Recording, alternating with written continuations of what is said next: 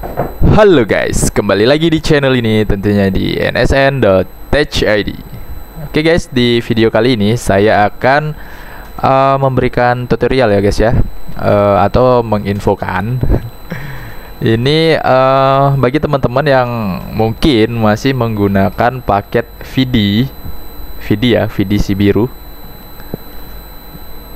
Harusnya masih banyak ya, kemungkinan masih banyak sih yang pakai paket si biru VD. Nah itu sering sekali ya bengong atau minta ganti IP1 nya.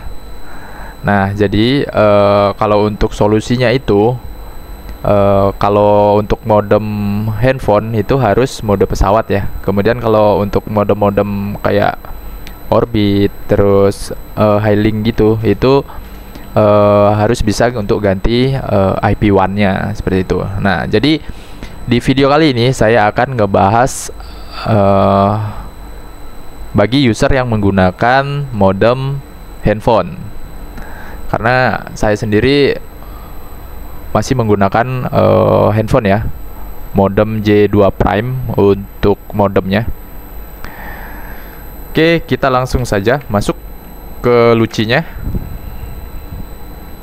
Di sini saya masih menggunakan J500H ya, karena STB saya sudah pensiun, sudah sold out semua untuk STB-nya.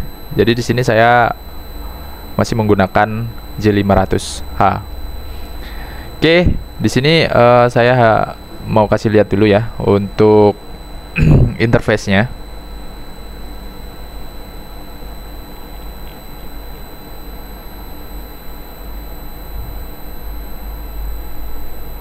Oke, di sini kondisinya mendung guys.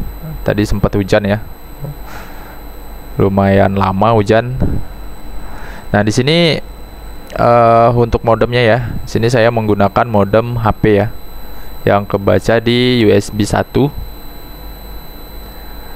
Nah, di sini mungkin teman-teman sudah familiar dengan rakitan manager ya. Rakitan manager itu, di rakitan manager itu bisa untuk modem Highlink, modem handphone untuk rakitan manager. Nah, di sini bagi teman-teman yang mungkin belum tahu atau mungkin sudah tahu, jadi di sini Android modem itu tampilannya sudah bagus ya guys ya. Tampilannya sudah bagus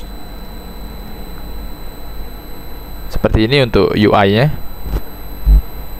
Ini ya untuk modem saya SMG532G-DS. Ini modem Samsung J2 Prime.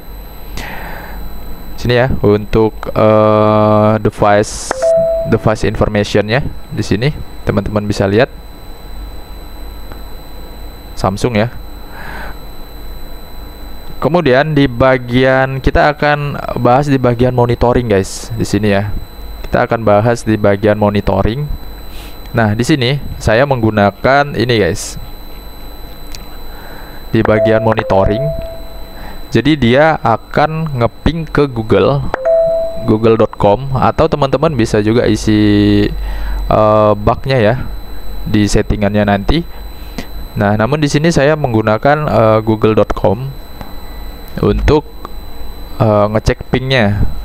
Nah, di sini ada beberapa metode ya. Jadi saya sering menggunakan ICMP ping by device metode seperti itu. Nah, di sini saya lihat di sini ya sudah 100 entries. Jadi dia akan berjalan terus walaupun sudah 100 ya entry-nya.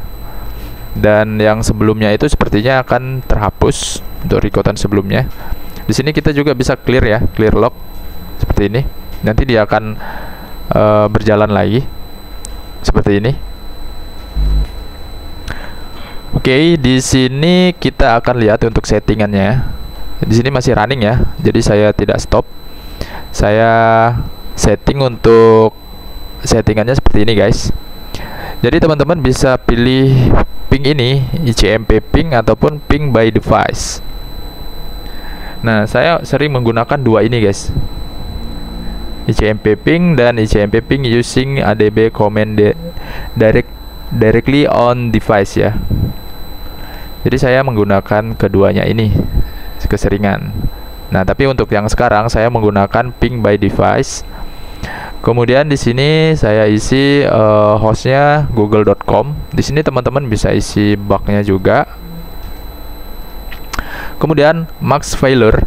Di sini saya isi 3. Jadi artinya apabila dia 3 kali ngecek pingnya itu dia gagal terus. Jadi dia akan mengaktifkan mode pesawat, guys. Jadi selama 3 kali dia pengecekan ini, itu saya kasih rentang waktu 5 detik. Jadi setiap 1 kali pengecekan itu membutuhkan waktu 5 detik untuk ke proses selanjutnya.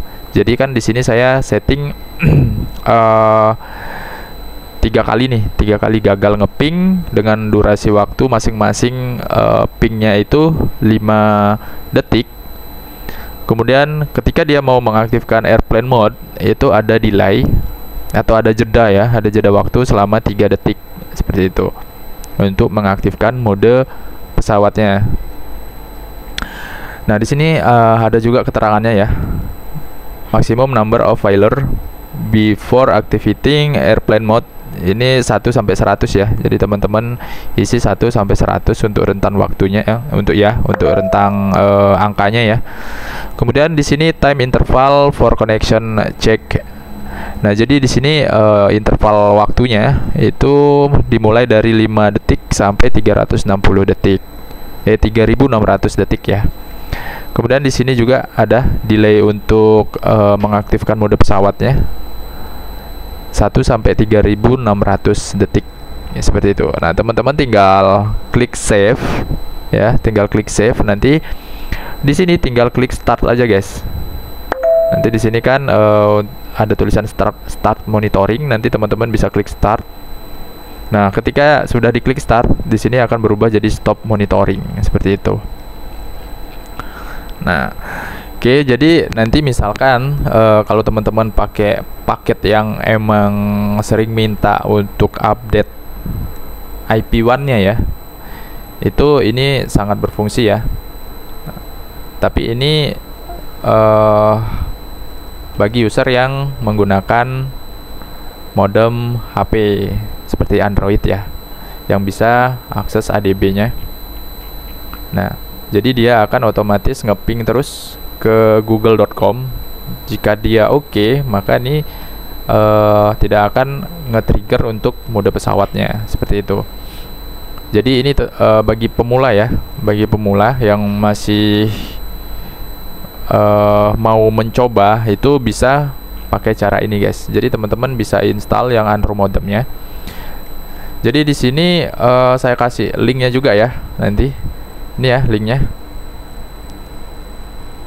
Oke, ini linknya nanti akan saya sertakan juga di kolom komentar. Jadi di sini Basio Android modem ya, Basio Android modem. Di sini teman-teman bisa lihat juga. Nah, ini ya, Bagas Julianto. Jadi dibuat oleh Bang Bagas Julianto ini ya, Nganjuk. Nah, ini untuk GitHub-nya. Jadi teman-teman bisa ikuti instruksinya ini. Ini untuk tampilannya ya. Ini sangat lengkap sekali di GitHub-nya. Ini ada fitur-fiturnya. Kemudian untuk cara installnya, teman-teman scroll ke bawah ini ya. Teman-teman tinggal install ini, pakai ini, copy aja, copy. Kemudian masuk ke terminal, sini ya, masuk ke terminal.